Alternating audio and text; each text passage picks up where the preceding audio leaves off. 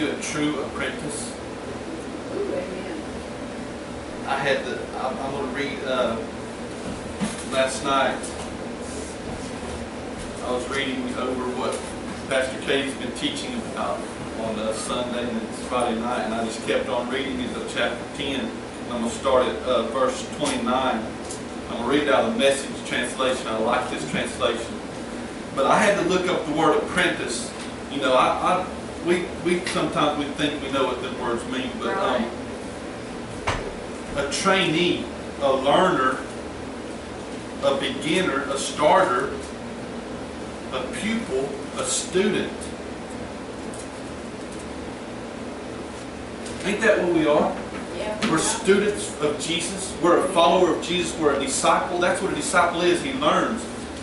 He learns how Jesus says, come be my disciple. He wants us to learn how He walks, what He says, and how He does things.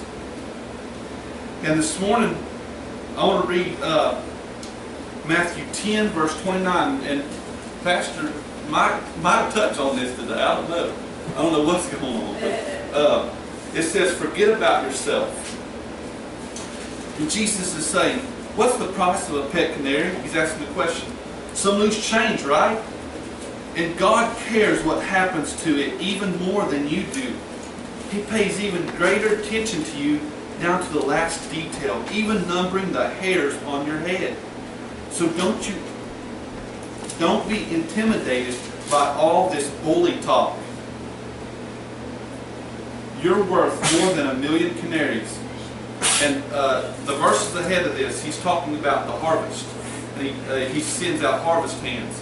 And he's saying to his disciples, he's saying, people are going to try to talk against you about what you're about to go out and do. So he says, don't be intimidated by all this bully talk. You're worth more than 1,000,000 canaries. Stand up for me against world opinion, and I'll stand up for you before my Father in heaven. If you turn tail and run, do you think I'll cover for you? Does He cover cowards? Does He like cowards? Is Jesus a coward? Jesus never ever cowered. Never was a coward. He can't back a coward up. He can't be there for a coward. Don't think I've come to make life cozy. I've come to make a sharp knife cut between son and father, daughter and mother, bride and mother-in-law. Cut through these cozy domestic arrangements and free you for God. Well-meaning family members can be your worst enemies. If you prefer father or mother over me, you don't deserve me. If you prefer son or daughter over me, you don't deserve me. If you don't go all the way with me, through thick and thin, you don't deserve me. If your first concern is to look after yourself, you'll never find yourself. But if you forget about yourself and look to me, you'll find both yourself and me. Ain't that amazing? How He says that if we look to Him, we have a single eye, and look at Him, that we'll find our true self, who He really created us to be. We'll find our true self, and we'll find Him too. Praise God. We are intimately linked in this harvest work. You hear His words? We are intimate with Him.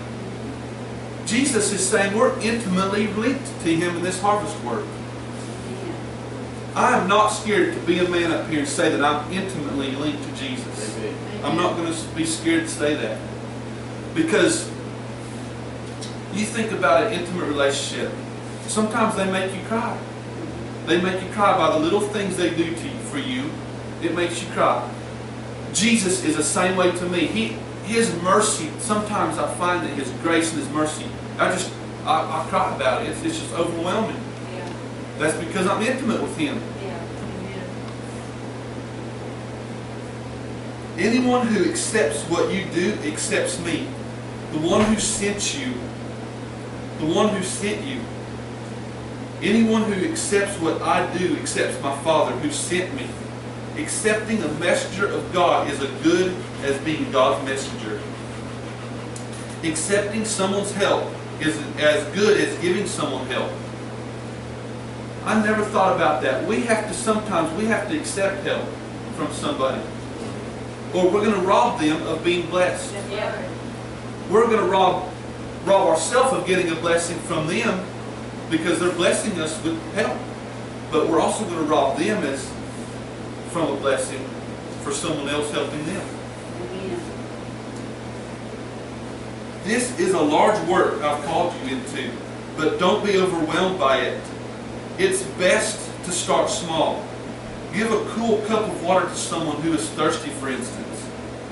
The smallest act of giving or receiving makes you a true apprentice. Amen.